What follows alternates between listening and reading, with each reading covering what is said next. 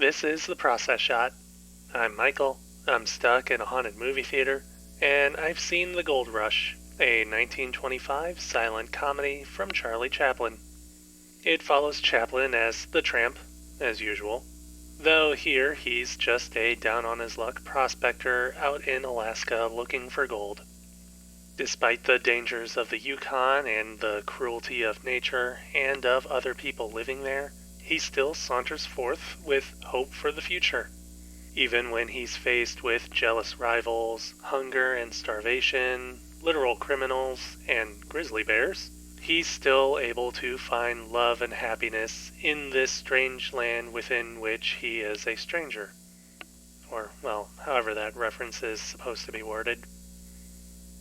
At this point, it shouldn't be a surprise to learn that this movie is masterfully made, even considering how earlier it is in Chaplin's filmography than the other films of his which I've seen.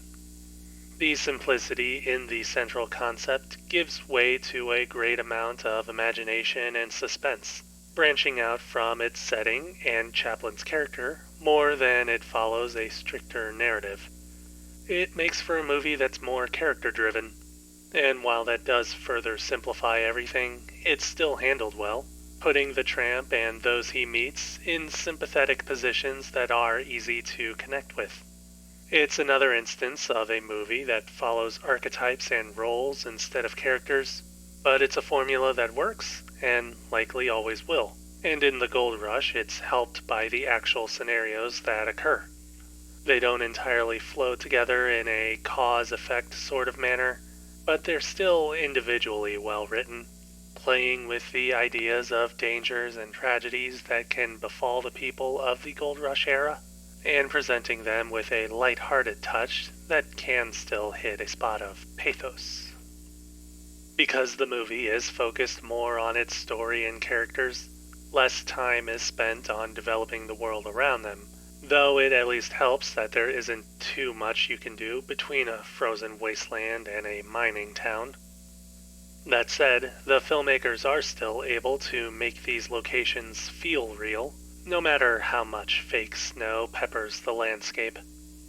The local mining town is lively, with a great number of people who fill the streets in the day and the dance hall at night.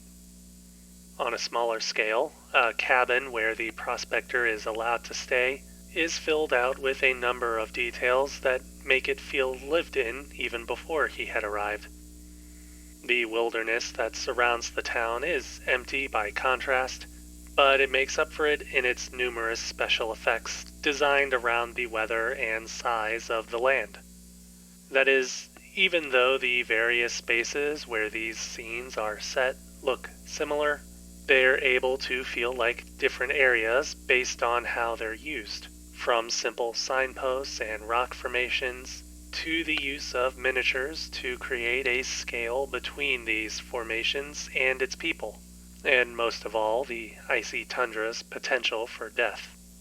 Still, these elements are treated with some lightness and positivity, at least whenever the tramp is involved, and overall, The Gold Rush is pretty much designed to be something like that. A positive story about hard times.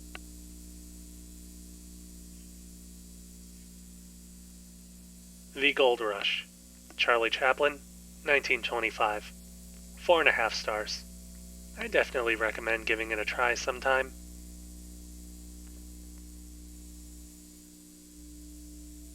That's it for this review. If you liked it, leave a like. If you didn't, leave a comment. Subscribe to the channel for more reviews. For the record, I have not yet had to resort to eating my shoe for sustenance. I don't even know if these are edible. I don't think they are anyway.